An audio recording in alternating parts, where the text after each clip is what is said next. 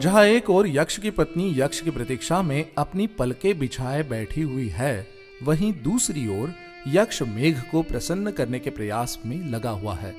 वो कैसे भी करके अपनी पत्नी को अपना संदेश देना चाहता था, जिससे उसकी पत्नी की चिंता समाप्त हो सके और यक्ष का कुशल क्षेम पहुंच सके। मेघ की स्तुति करने के पश्चात यक्ष मेघ को अपना दूत बना लेता है और संदेश भेजने के लिए सबसे पहले मेघ को अलकापुरी तक जाने का और अपना घर ढूंढने का मार्ग बताता है। यक्ष कहता है, हे जलद, ओ दूत मेरे, इस पथ की ऐसी झांकी है। सुनो ध्यान से बात मेरी, अभी उम्र तुम्हारी बाकी है। पहला पड़ाव है आम्रकूट, दावानल युक्त पर्वत विशाल।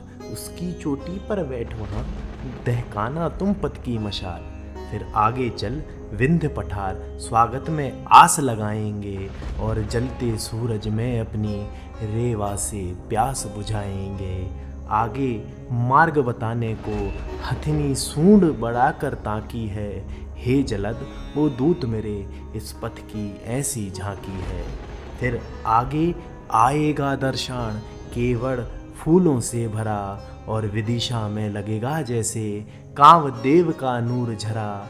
फिर नीच पहाड़ी पर विश्राम तेरी थकान मिटाएगा। और उज्जैनी का नगर तुम्हें सतपथ की राह दिखाएगा। तब महाकाल के कर दर्शन, निर्विंध्या से प्यास बुझाना तुम। सूर्योदय होने पर फिर गंभीरा के मार्ग को जाना तुम। देवगिरी की ऊंचाई तो स्कंद भगवान ने आकी है। हे जलद, ओ दूत मेरे, इस पथ की ऐसी झांकी है। चर्मण्यवती का क्षेत्र तुम्हें वीणा की तान सुनाएगा। रंति देव के यज्ञ का पुरातन भी भान कराएगा। दशपुर नगर से बढ़कर तुम कुरुभूमि सम्मुख पाओगे। सरस्वती का जल पीकर खुद को जला कर जाओगे। हिमालय की घाटी के कनखल में गंगा धाम बसा। हिमालय पर बैठ तनिक अपनी थोड़ी थकान मिटा।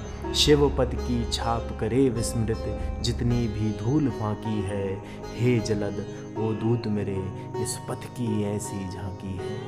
कैलाश मिलेगा आगे को, जहाँ रावण अहम भी धूल हुआ। मान सरोवर पाओगे तुम, जहाँ स्वर्ण कमल का फूल हुआ। उसी कैलाश की गोदी में अलकापुरी का राज्य बसा। ऊंचे भवन ऊंची आभा, कण कण में है सौभाग्य बसा। कुबेर महल के उत्तर में गोल द्वार घर दिख जाएगा। उसके आगे का कल्प वृक्ष घर की पहचान बताएगा। तब पास झरोखे के देखोगे मेरी पत्नी झांकी है। हे जलद, वो दूत मेरे, इस पथ की ऐसी झांकी है। इस तरह यक्ष संपूर्ण पथ का प्रदर्शन मेघ के समक्ष कर देता है। परंतु संदेश के विषय में यक्ष चिंतित है, क्योंकि उसके पास कहने को बहुत सी बातें हैं, लेकिन मेघ के माध्यम से सभी बातों को कह पाना असंभव है। इसलिए यक्ष एक छोटा सा संदेश अपनी पत्नी के नाम मेघ को बताता है।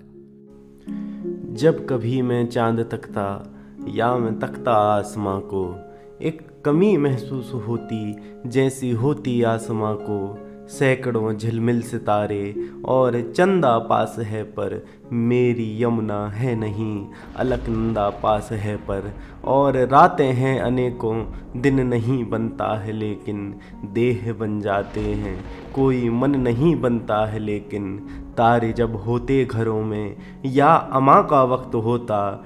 जैसे तुम रोती हो ये आसमां वैसे ही रोता। हो भले मन में ही मेरे, यानी मेरे मन का भ्रम हो। आसमां जब देखता हूँ तो मुझे लगता कि तुम हो। जब कभी मैं इस धरा को आंख भर कर देखता हूँ, जिस तरह यह मर रही उस भांति मर कर देखता हूँ। सैकड़ों हैं सुरभियाँ उत्पल खिले हैं हर दिशा में। छद्म भांति बोध होता जब देखता असली दशा में। झरने फूटे पटल किंतु लावा अंतःपुर फटे हैं। तुम भी ऐसे ही हो हंसती, मन भले पलछिन फटे है। बोझ है जग का परंतु दाननी का भाव है हिय। कोई ना बनता है सहचर, जाने क्यों निभाव है हिय। देना है सबको भले, सबसे मिलता बहुत कम हो। ये धरा जब देखता हूँ तो मुझे लगता कि तुम हो। जब कभी मैं भानु को रोज जलता देखता हूँ, जैसे मैं हूँ देशवासी, देश जलता देखता हूँ। खुद में है विस्फोट होते, पर प्रकाशित जग है करना। ग्रास राहु का बने पर दीप्त समुचित जग है करना। रोज कितने ग्रह भटकते, बस तुम्हारी झलक पाने। आज भी पर एक ही ग्रह को लगे हो तुम रिझाने। बुझ नहीं सकती हो, यूं अंगार लेकर चल रही हो। वैसे हो स्थाई, किंतु ज्वार लेकर चल रही हो। तुमको सिर्फ जलना है आता, परिस्थितियाँ सम विषम हो। सूर्य जब मैं देखता हूँ तो मुझे लगता कि तुम हो। जब कभी मैं वायु के झोंकों को अंक धारता हूँ, अपने अंतर प्रमदा के रेखा चित्र उतारता हूँ, तब मुझे महसूस होता कितनी एकाकी हो तुम।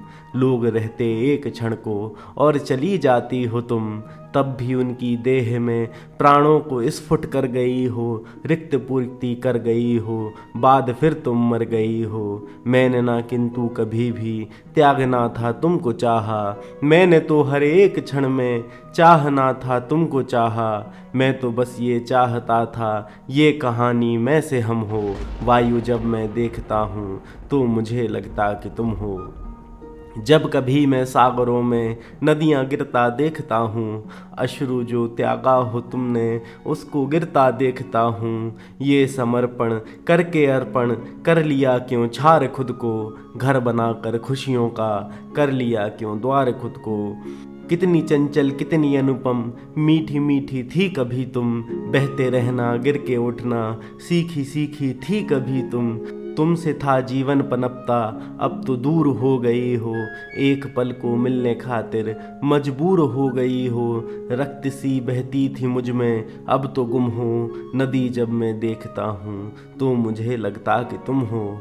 जब कभी मैं अपने नैनों से कभी भी देखता हूँ, मैं तुम्हें ही देखता हूँ, देखता हूँ, देखता हूँ। धर्म की तरह ही तुमको आत्मसात कर लिया है। बिना तड़पे रह सकूँ मैं, उस विसात कर लिया है। देखना ना चाहता हूँ फिर भी तुमको देखता हूँ। सोचता हूँ ऐसा क्या है जो मैं तुमको देखता हूँ। अपना शव वस्त्र बुनता खुद ही ताना बाना हो गया हूँ। कष्ट में जीवित रहूँगा, अश्वत्थामा हो गया हूँ।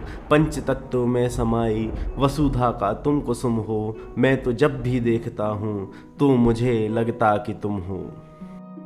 इसके बाद यक्ष आगे कहता है, अगर मेरी पत्नी तुमसे डर कर या तुम्हारा रूप देखकर पूरी बात सुने बिना ही जाने लगे, तो उसके लिए गर्जना करके वो गीत सुनाना जो मैं उसके रूठने पर गाया करता था।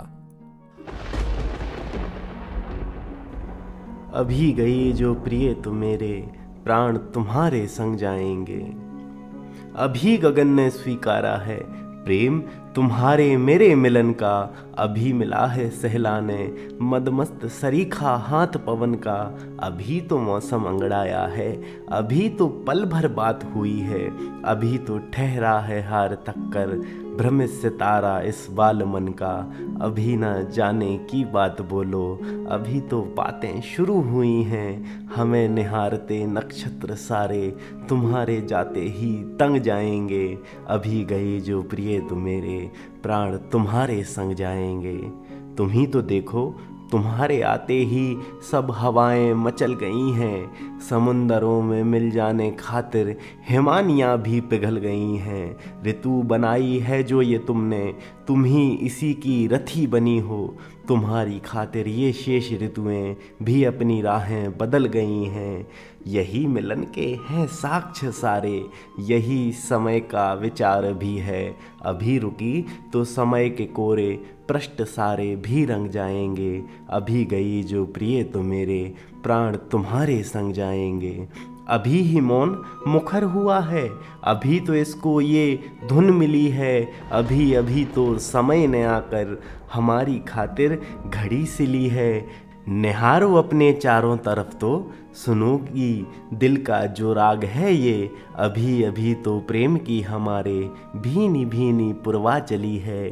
अभी तो सपनों ने शादी की है, अभी तो आंखें खुली हुई हैं। अभी गई तो प्रासाद सपनों के हमारे हो भंग जाएंगे। अभी गई जो प्रिय तो मेरे प्राण तुम्हारे संग जाएंगे। यक्ष आगे बताता है, यदि तुम मेरी पत्नी से इतना कह दोगे तो वो समझ जाएगी कि मैं यहाँ कुशलक्षेम से हूँ और प्रतिपल उसे याद करता हूँ। किसी और स्त्री का विचार भी मेरे मन में नहीं आता। इतना कहकर यक्ष मेघ को अपना दूत बनाकर भेज देता है।